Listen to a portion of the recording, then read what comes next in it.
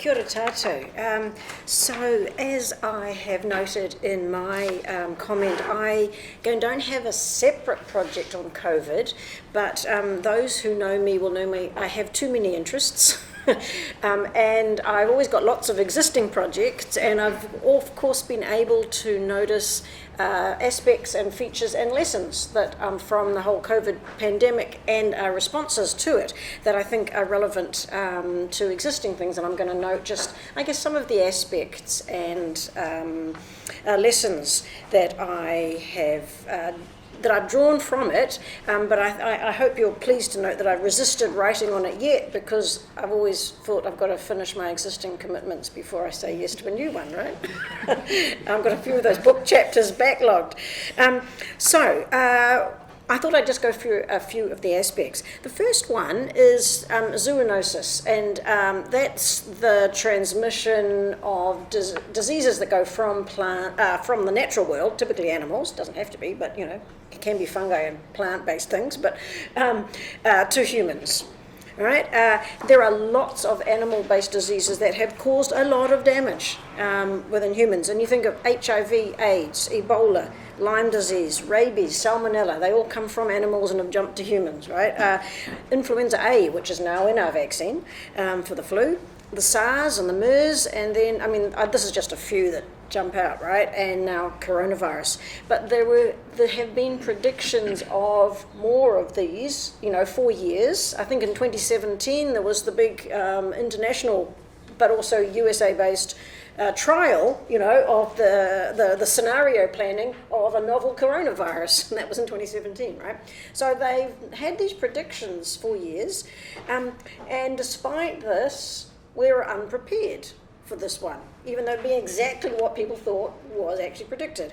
So what would the lesson be? Could be some lessons you draw from this one? There's the big picture lesson that perhaps we need more rules on state preparedness for such future risks. We have accounting risks, we have financial risks, we have auditing for those kinds of things. Why don't we have rules for these kinds of risks that, you know, affect the being of the state and its communities, right? Maybe we need better frameworks for future planning like that. I don't know. I'm not going to explore that one probably just yet, but that looks like an interesting, both constitutional and international level question about things that states could be doing more at that level. But we also need to be looking at individual existing diseases and potential zoonotic transfers, right? Links to existing human diseases that we haven't figured out the link yet. There's been quite a few that people are looking at, and you get this in environmental law, of human diseases that people suspect have actually been caused by something in the natural world, but we haven't made the link. We've got a few, even in New Zealand. The one I mentioned in my little outline, the paratuberculosis mycobacterium, that's MAP, it's not a notifiable disease yet. So it's not the same as M. bovis, but it's been shown in the USA to cause autoimmune diseases in people, to be transferable through the air, you know, and through water. And isn't it funny how autoimmune diseases we used to think were inherent, and yet they treat some of these with an antibiotic that targets that particular mycobacterium, and their autoimmune disease goes away. And that works for Crohn's, celiacs, type 1 diabetes. There's a whole range of them. Hypothyroidism, there's a whole range of those that are now going away in some agricultural communities in the States with an antibiotic. You go, oh, maybe we need to try that in Otago. Anyway, that's actually a project I started looking at 2 years ago, but I'm going to come back to when the science and the links have been made more. Otago Medical School of Health is looking at some of those. But I think that's hyper relevant to looking at just, you know, this is zoonosis in general, that link between the natural environment and our incursions into it, right? And then therefore the environmental laws and the protections we might need to put in place to restrict some of those transfers if we want to avoid some more of these in the future. So another aspect, another lesson I think, or a feature of the COVID pandemic that you've seen is encapsulated in the phrase, never let a good crisis go to waste. Right? And in the crisis, governments and others have slipped through all sorts of other things, both, you know, goals and actions that were not related to the pandemic. In relation to the environment, the most obvious one, I think, is the directives of the Trump administration they've decided they're not going to monitor and enforce any pollution controls during the pandemic. Nothing whatsoever to do with the pandemic. It's just an excuse to not take that particular action, right? But less visible have been the reports that monitoring of wildlife and other environmental crimes around the world has dropped off as governments have locked down and shut people, made them work from home, and those committing the crimes have gone out to play, right? And they've been undetected largely. What are some lessons from that? Well, you can look at the lessons for enforcement. Do we need more technology, drones, satellites, other ways of enforcing? But we do also look at the causal side, the social conditions, the values underpinning those kinds of what we might call environmental crimes. But that's going on rampant around the world, and it's only making our links with the state of the natural world worse. And therefore the links with the zoonosis more likely, right? The risks. So, conversely, the fourth aspect is that importance of the environment for the solutions to human diseases. With COVID-19 in particular, the Chilean soapwood tree has a compound that's being used as an adjuvant in the Novavax vaccine. That's apparently had the absolute best results of all the vaccines and all the trials, and it's not a DNA or RNA-based vaccine, it's a protein-based vaccine. And it needs only to be stored in the fridge, not at some unearthly deep freeze, right? But it's a native tree in Chile that has become rare due to land clearance for forestry and agriculture. And so the trees themselves apparently need careful management and additional planting just for the COVID vaccine, right? That's expected to be needed if, to produce the best one here, as well as the other uses. It's already used as an additive to animal feed. This particular thing apparently works better for animals. Anyway,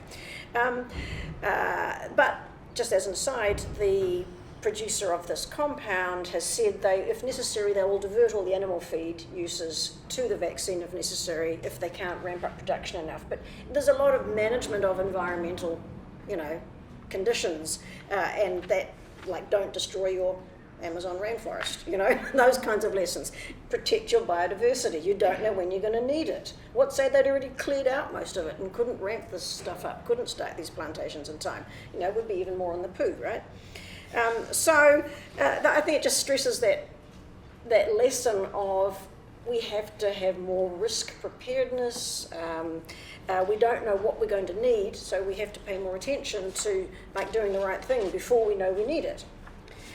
So that links to the fifth aspect. I think that knowledge that we need to change our relationship with the natural world from one of slavery, right, and abuse to one of respect. We don't have that luxury of waiting for morals to change slowly over the course of a couple generations. Because if we wait for that, for people just to change, to tell your children stories and they'll grow up better and they'll tell their children even better stories, well, the natural world's going to be gone in a couple of generations. The natural world that we know it, the rate it's being destroyed by human activity and use. So this is where laws come in, isn't it? Right, laws can do a much faster job. I don't need to go on about that link between laws and changing behaviour. Obviously, it's that tight dance between not getting too far ahead of public opinion, but far enough ahead to move it along to do the right thing. Right, but we've already got lots of possible tools that we could be using that I would like to, or I've already looked at more.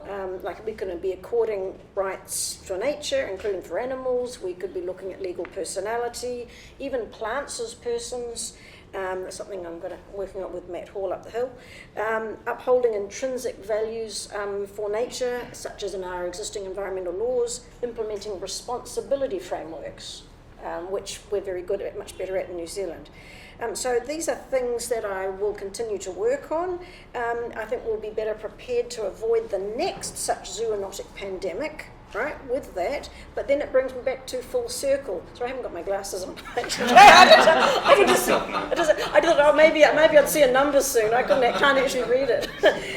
So I'll just bring it back to the full circle then. The biggest lesson, I think, is the political one.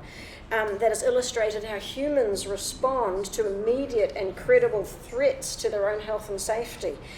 So rights for nature won't catch on until I think they're connected to human self-interest, which is we've seen in the pandemic. We can stop on a dime if we want to, right? But human self-interest might not just be based on the individual. We've also seen it linked to the community. So perhaps that last lesson is highlighting that pragmatic task of seeing nature, bringing it into our community. We have a better understanding that our health is intertwined with the health of nature, that one planet, one health. I'll stop right there.